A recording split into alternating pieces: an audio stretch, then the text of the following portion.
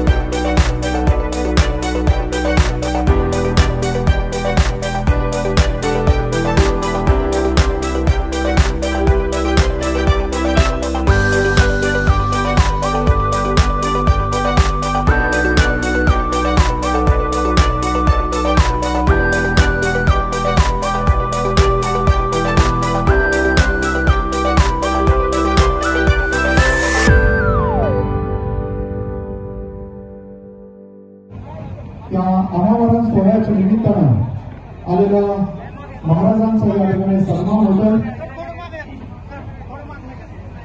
या सन्मानाचं स्वरूप आहे शाल, श्रीफळ आणि बुके देऊन संजू बाबांच्या हस्ते पूर्ण टाळ्यांच्या गजरामध्ये आपण या कार्यक्रमाची खऱ्या अर्थानं शोभा वाढवूया आणि सांगितल्याप्रमाणे टाळ्या का वाजवायच्या निंबाळकर यांचा सन्मान होतोय. श्री शंकरराव माडकर आणि श्री अभयसिंह नाईक निंबाळकर आज या व्यासपीठावर असणारे प्रत्येक मान्यवर आपल्यासाठी महत्वाचे आहेत. मंडळी, मी माझ्या कुटुंबाच्या तर्फे आपल्या सगळ्यांच्या तर्फे श्रीमंत छत्रपती उदयन महाराजांनी या कार्यक्रमाला स्वीकारलं आणि आले. आम्ही आपले आभार मानावेत तेवढं थोडं करायचं. माझी इच्छा होती की ग्रामीण भागात पलटणच्या महाराजांचं स्मरण ठेवण्यासाठी चांगला पुतळा, एखादं स्मारक बनवावं. 12 साली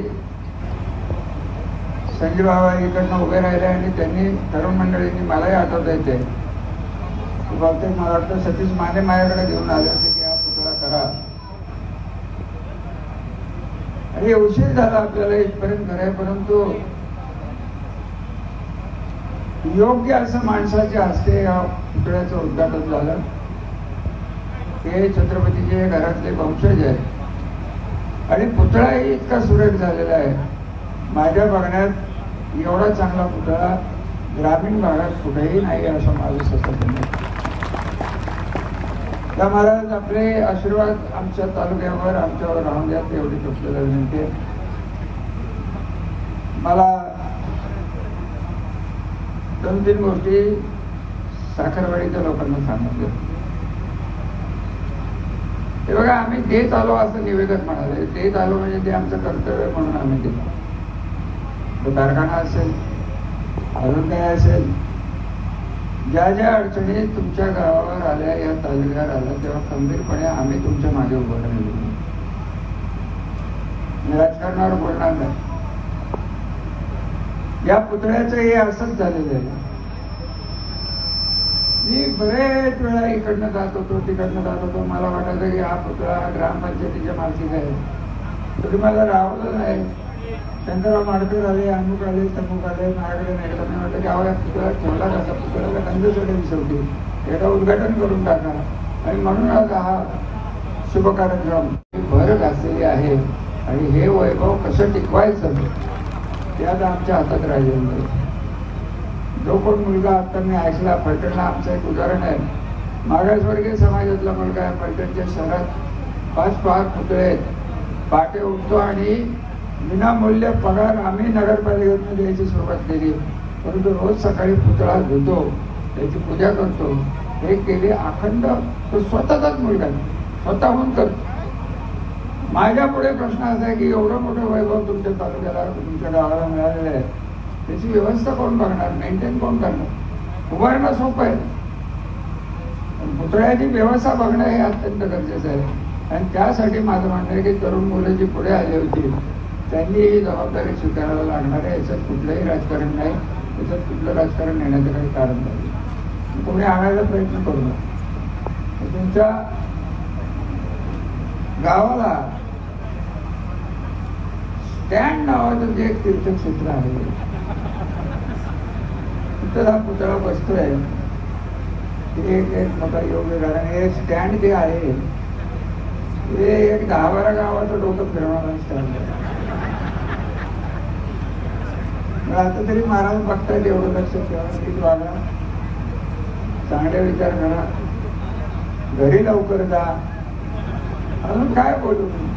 भगवान पाटील मला म्हणत होते राजकारणावर बोला. म्हटलं बाबा, भगवान काय बोलायचे, कार्यक्रम नाही आणि गरज आहे. राजकारणाच्या वेळेस आपण बोलायचंच.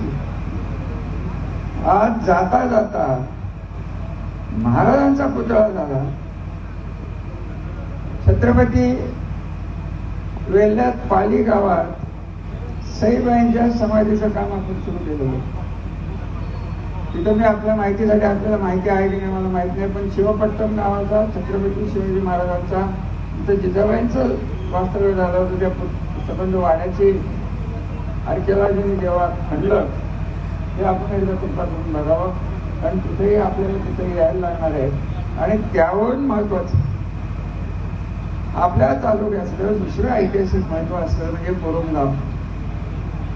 मुरुमगावात पेशव्यांच्या सरदाराच्या पैकी अत्यंत शौर्य गाजवणारे होळकर कुटुंबातल्या मल्हारराव होळकर, त्यांना सुभेदार म्हणायचे, त्यांचा जन्म मुरुमगावात झालेला आहे.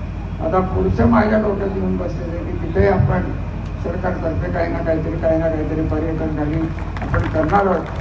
आणि त्याही पुतळ्याच्या उद्घाटनाला महाराज आपण यावेळी विनंती आणि निमंत्रण आत्ताच आपल्याला देऊन ठेवतो. पुढच्या 2-4 महिन्याच्या 2-3 गोष्टी मी करायचा प्रयत्न करणार. याच्यात परत मी एकदा सांगतो की त्या राजकारणाचा काही संबंध आहे.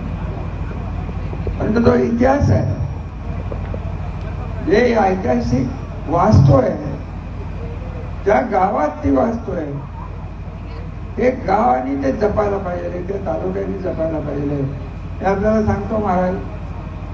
एकदा भेटले होते दिल्लीत, म्हटलं तुम्ही तिकडे कणेरखेडला येत का नाही? कणेरखेड हे त्यांचं ग्वाल्हेरकरांचं मूळ गाव, कोरेगाव तालुक्यातलं. त्यांना यायलाच लागणार आहे आणि ते येतही असतील कदाचित असं मला वाटतं. परितोडमध्ये अजून एक पुतळा आपली वाट बघतो. धर्मवीर संभाजी छत्रपतींच्या पुतळ्यांचेही उद्घाटनाला आपल्याला यायला लागलं. एवढं सगळं आम्ही करतोय त्याचं कारण आम्हाला आमचा इतिहास जपायचा आहे, आपल्या घराण्याबरोबर असलेले संबंध जपायचे. आता हे संबंध जपायचे म्हटलं की पत्रकारांच्या डोक्यात काय काय येईल मला काही सांगता येत नाही, परंतु आम्ही आमचे संबंध जपणार आहोत. राजकारणाचा विषय हा लांब राहिलेला आहे. हे इतिहासाचे संबंध आहेत, ऐतिहासिक संबंध आहेत आणि हे संबंध कायम राहावेत, पुढच्या पिढींच्या बरेच जावेत अशी माझी मनापासून इच्छा आहे. तेव्हा जास्त न बोलता मल्हारराव होळकरांच्या पुतळा आणि धर्मवीर संभाजी महाराज आणि साहेबांची समाधी पाली तालुका वेल्हा तिथं आपण जाऊन या. तिथं काम सुरू झालेलं आहे. सरकारने 50 कोटी रुपये दिलेले आहेत. त्या सगळ्या गोष्टी आपण करत नेलेल्या आहेत. हे आपण नम्रपणे स्वीकारावे एवढीच विनंती. महाराज आपण धन्यवाद. आपण अशीच कृपादृष्टी आमच्या जनतेवर ठेवावी ही विनंती. आपण आल्याबद्दल परत एकदा आपले आभार. आणि साखरवाडीकरांना माझी विनंती आहे की ह्या पुतळ्याला जर काही वेडवाकडं माझ्या नजरेला आलं तर मी वेगळी एजन्सी लावेल आणि ह्या पुतळ्याची व्यवस्था करेन. तुम्हाला जबाबदारी ही घ्यायलाच लागणार आहे. जबाबदारी म्हणजे हा पुतळा टिकवायचा. हे काम तरुण मंडळीने परंपरागत करावं अशी माझी इच्छा आहे. तेवढी पूर्ण करा. मी तुमची इच्छा पूर्ण केली आहे, संजीवराजांनी इच्छा पूर्ण केली आहे. आमची इच्छा पूर्ण करा. हा ऐतिहासिक वास्तू, हा ऐतिहासिक कार्यक्रम मला वाटतं पहिल्यांदा तिथं साखरवाडीत होते ते कुठलंही राजकारण बोललं नाही गेलं. कारण साखरवाडी आमचं गाव असं प्रसिद्ध आहे महाराज की इथं साखरवाडीत जे बोललं जातं ते काही काही फार त्रासदायक आहे. आज काही काय बोलायचं नाही असं मी ठरवलं. तर तुम्हाला बघितलं की मला जुन्या आठवणी असतात आणि जुन्या आठवणी आल्या की मी काय बोलतो ते तुम्हाला चांगलं माहिती आहे. परंतु आता 2-3 कार्यक्रम पुढच्या आठवड्यात आपल्याला घ्यायचे आहेत. ते आता काही मी बोलत नाही, तेव्हा आपण बोलू. आपण सगळेजण एवढ्या मोठ्या संख्येने एकत्रित झालात. पावसानेही मेहरबानी केली. त्या सगळ्याचा विचार करून आपलेही धन्यवाद. आणि मी श्रीमंत छत्रपती उदय महाराजांना आपल्याला आशीर्वाद देण्यासाठी निमंत्रित करतो. आभार. सर्वात प्रथम या ठिकाणी मी व्यक्तिशः माझ्या वतीने व्यासपीठावरती उपस्थित असलेले सर्व आदरणीय मान्यवरांच्या वतीने आणि उपस्थित सर्व शिवभक्तांच्या वतीने छत्रपती शिवाजी महाराजांना विनम्र अभिवादन करतो. आज अत्यंत महत्वाचा म्हणण्यापेक्षा एक पुण्य असा हा दिवस आहे. आणि अशा या दिवशी आदरणीय रामराजेंनी, त्याचबरोबर आमचे मित्र संजीवराजेंनी आणि आमदार दीपक चव्हाण, माझे मित्र सुनील काटकर, दत्ता, जेव्हा आपण छत्रपती शिवाजी महाराजांचा उल्लेख करतो त्यावेळेस छत्रपती शिवाजी महाराज हे ह्या देशापुरते मर्यादित नव्हते. किंबहुना संपूर्ण जगभरात जे जे मोठमोठे योद्धे होऊन गेले त्या त्या देशातले यांची तुलना सुद्धा महाराजांच्या बरोबर होऊ शकत नाही. त्याचं कारण प्रत्येकाने इतर जे त्यांचे त्या ठिकाणचे योद्धे होते त्यांनी आपलं साम्राज्य वाढवण्याकरता लढाया केल्या आणि महाराजांनी जर लढाई केली असेल तर लोकांवरती, सर्वसामान्य कुटुंबातल्या लोकांना केंद्रबिंदू मानून त्यांच्यावरती होणारा जो अन्याय, तो अन्याय दूर करण्याकरता आजपर्यंत छत्रपती शिवाजी महाराजांनी संपूर्ण त्यांचं उभं आयुष्य वेचलं. त्या काळात एक विचार म्हणजे अत्यंत पुरोगामी असा विचार महाराजांनी त्यावेळेस दिला. सर्व धर्म समभाव. कधीही त्यांनी कुठल्या जाती धर्मातल्या लोकांबद्दल भेदभाव केला नाही, सर्वांना एकत्र केलं. आणि आज त्यामुळंच जे संपूर्ण त्या काळात जे परकीय आक्रमण होत होते ते परतून लावायचं काम त्यावेळेसचे महाराजांबरोबर तुमच्या सर्वांचे जे काही पूर्वज होते त्या सर्व लोकांनी त्या काळात त्यांनी आपलं त्यांचं योगदान आहे. म्हणजे जेवढं महाराजांचं योगदान आहे तेवढंच या संपूर्ण देशातल्या प्रत्येकाचं तुमच्या पूर्वजांचं देखील योगदान आहे. हे आवर्जून या ठिकाणी मला सांगावं असं. आज आपण पाहतो काय तर आदरणीय रामराजे यांच्या अध्यक्षतेखाली आणि माझ्या व इतर सर्व संजीवराजे असतील, आमदार साहेब असतील, या सर्व मान्यवरांच्या हस्ते आज या पुतळ्याचं अनावरण झालं असं मी जाहीर करतो. हे करत असताना त्या ठिकाणी बऱ्याचशा लोकांना, खास करून जे वयस्कर आहेत त्यांना माहीत असेल नसेल, पण तरुणांना याची फारशी काय कल्पना नसेल, पण या संपूर्ण सातारा जिल्ह्यामध्ये सर्वात प्रथम छत्रपती शिवाजी महाराजांचा अश्वारूढ पुतळा प्रतापगडावरती त्यावेळेसचे पंतप्रधान जवाहरलाल नेहरूंच्या हस्ते जर कोणी बसवलं असेल किंवा त्याचं अनावरण झालं असेल तर या संपूर्ण पलटण संस्थांचे जे अधिपती होते आदरणीय वंदनीय कैलासवासी मालोजी राजे नाईक निंबाळकर यांच्या शुभ हस्ते करण्यात आला. आवर्जून या ठिकाणी मला सांगावं असं वाटतं, आपण ज्या ज्या वेळेस आपण जात असाल गडावरती देवीच्या दर्शनाला, आवर्जून जाऊन त्या ठिकाणी बघा. असा सुंदर असा देखना अश्वारूढ पुतळा त्या ठिकाणी त्या काळात बसवण्यात आला. आणि आज सुद्धा खास करून राम आणि श्याम माळी हे दोघं जे शिल्पकार आहेत त्यांना आणि आर्किटेक्ट जे आहेत त्यांना देखील मनापासून आपल्या सर्वांच्या वतीने त्यांना शुभेच्छा देतो की अत्यंत उत्कृष्ट असा त्यांनी महाराजांचा या ठिकाणी अश्वारूढ पुतळा त्यांनी निर्माण केला. मनापासून आपल्या सर्वांचं मनापासून धन्यवाद देतो. आपण एक विचार करायला पाहिजे की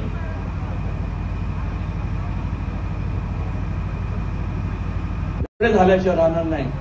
या देशाला तारणारा जर कुणाचा विचार असेल तो छत्रपती शिवाजी महाराजांचा सर्व धर्म समभावाचा विचार या देशाला तारू शकतो. बोला छत्रपती शिवाजी महाराज की, बोला छत्रपती शिवाजी महाराज की, जय भवानी, जय शिवाजी.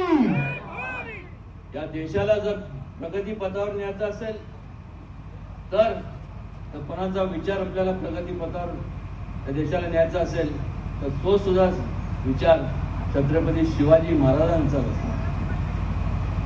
विचार करण्यासारख्या गोष्टी. आज 350 वर्ष लोटून गेले, पण अजून सुद्धा जेव्हा महाराजांचं नाव निघते एक प्रकारचं एक ऊर्जा आपल्या सगळ्यांच्या मनात निर्माण होते. देव तर आपण कधी बघितला नाही.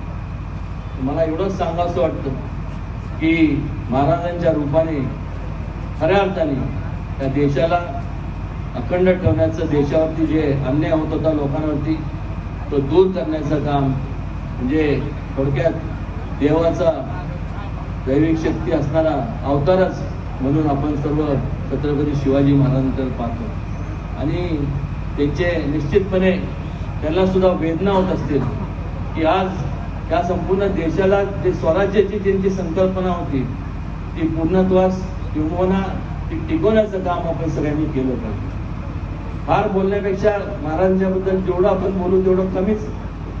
पण त्यामुळं तुम्ही विचार करा, जाती धर्म कुठला पण असू, कुठलाही असू, वेगवेगळ्या देशांमध्ये गेलो तिथले योद्धे, मग काय ख्रिश्चन समाजाचे धर्मस्थळ असतील, मुस्लिम समाजाचे धर्मस्थळ असतील किंवा ज्यू धर्माचे धर्मस्थळ असतील, वेगवेगळे जे काय तिकडचे जे काय धर्म असतील त्यांचे स्थळ असतील, पण कुठल्याही धर्मस्थळात तिथल्या योद्ध्यांचं मूर्ती म्हणा किंवा त्यांचं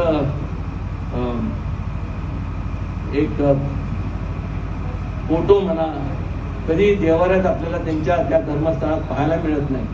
एकमेव छत्रपती शिवाजी महाराज एकमेव असे युगपुरुषून गेले. आज सुद्धा आपण त्यांना आपल्या देवाऱ्यात त्यांना जे स्थान देतो याच्यातच आपण बोध घेतला पाहिजे की आज त्यांना अभिप्रेत असणारी जी लोकशाही आहे ती लोकशाही आपण पुढं घेण्याचं काम केलं पाहिजे. त्या ठिकाणी खरं तर त्या संपूर्ण साखरवाडीत येत असताना एक आवर्जून मला का सांगावं असं वाटतं, कारण की बाबांचा अश्वारूढ पुतळा उभं करणं, त्यांची पूजा करत असताना, त्यांचं आत्मचिंतन करत असताना, त्यांचे विचार आत्मसात करत असताना ते विचारात आणणं, आचरणात आणणं हे तेवढंच त्याच्यापेक्षा कित्येक पटीने महत्वाचं काय. तर त्यावेळेस सर्व धर्म समभावाची त्यांनी जी दिलेला जो विचार आहे त्या विचारामुळं आज संपूर्ण जगातली सगळ्यात मोठी लोकशाही म्हणून पण कुठल्या देशाकडे बघितलं जातं तर ते आपल्या भारत देशाकडे बघितलं जातं. या देशामध्ये म्हणजे मी अनेक ठिकाणी वेगवेगळ्या देशामध्ये जायचा मला योग आला, गेलो, भेट दिली, पण जेवढ्या जाती जमातीतले जात पोट जात जे काय असेल ते वेगवेगळ्या जाती धर्मातले लोक या संपूर्ण देशामध्ये जेवढे आहेत तेवढे कुठल्याही देशामध्ये आपल्याला पाहायला मिळत नाही. आणि आज सुद्धा हे सर्व जे आपण राहतो बंधुत्वाच्या संपूर्ण भावनेने आपण एकत्र राहतो, त्याचा विचार जर कोणी दिला असेल तो छत्रपती शिवाजी महाराजांनी दिला. राजकारण आजचं उद्या होत राहतं, त्याला मी कधीच किंमत दिली नाही. पण एक मला आपल्याला ठिकाणी सांगावं असं वाटतं की कधी कोणी असू दे त्याला कोणी अपवाद नाही. लक्षात घ्या, हा देश तुमचा आहे, या देशाचे अधिकार, देशावर अधिकार तुमच्या सर्वांचा, जितका माझा आहे जितका सगळ्यांचा आहे तेवढा प्रत्येक जणाचा तेवढाच अधिकार आहे. त्यामुळं हा देश अखंड राहावा, हे स्वराज्य टिकवण्याचं काम हे तुमच्या सगळ्यांच्या, आपल्या सगळ्यांच्या हातात. जर कुणी म्हणजे तुम्ही त्या काळातला जर लोकांचा जर विचार केला तर त्यावेळेसचे जे लोक होते, जे आपले पूर्वज जे होते ते समाजाचा विचार करतात. अलीकडच्या काळात काय विकृती संपूर्ण आपल्या काय ठिकाणी, बऱ्याच ठिकाणी आपल्याला पाहायला मिळते. दुर्दैवाने सांगावं वाटतं की आज समाजाचं नाव सांगायचं समाजाचं, आम्ही समाजासाठी करतोय, पण दुर्दैवाने आणि सांगताना वेदना होतात की व्यक्ती केंद्रित लोक आता काय जे असतात त्यांनी केवळ स्वतःच मी आणि मी असं म्हणणारे जे लोक आहेत ते कारण असताना वेगवेगळ्या जाती धर्मांमध्ये दरार निर्माण करण्याचं काम ते करत आहे.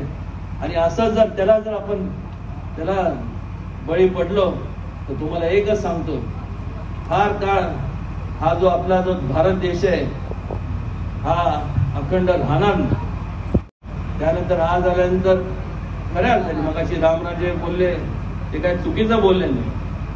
कारण ग्रामीण भागात एवढा मोठा ज्या संपूर्ण जिल्ह्यामध्ये म्हणजे प्रतापगड सोडला तर त्याच्यानंतर जर मोठा पुतळा एवढा मोठा मोठमोठ्या शहरांमध्ये मग जेवढे असतील सातारा शहरामध्ये आहेच, पण अश्वारूढ पुतळा आज कुठेही आपल्याला पाहायला मिळत नाही.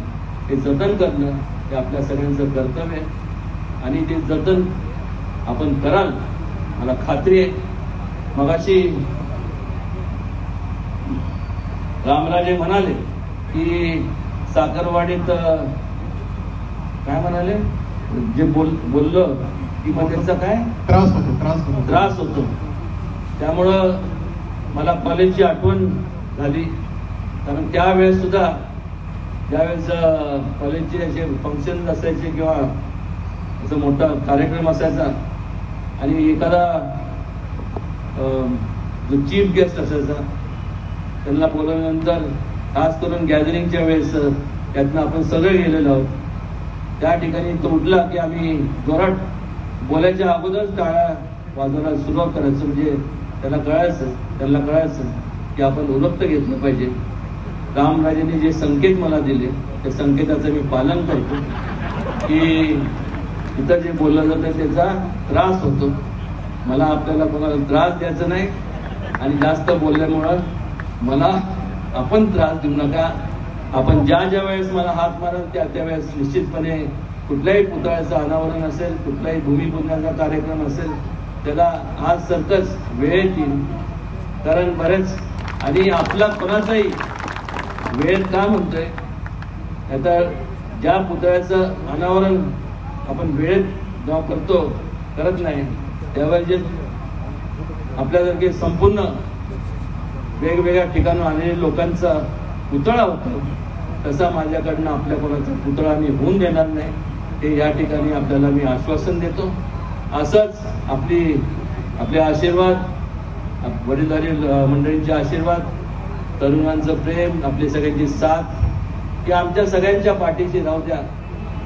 कारण की त्याच्यातनंच आम्हाला एक प्रकारची ऊर्जा मिळते आणि त्यातूनच जास्तीत जास्त तुमच्या सगळ्यांची सेवा करायची जे काय आमच्या हातून जे सेवा घडेल ते निश्चितपणे त्यात कुठेही कमी पडणार नाही.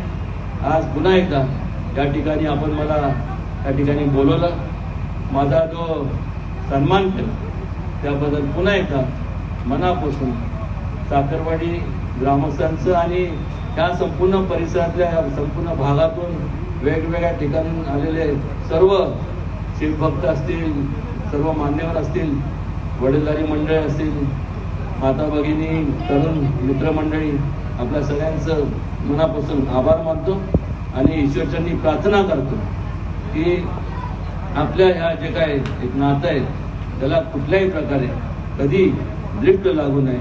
ज्या वेळेस आपण हाक माराल एक सेवक या नात्याने कुठेही मी कमी पडणार नाही.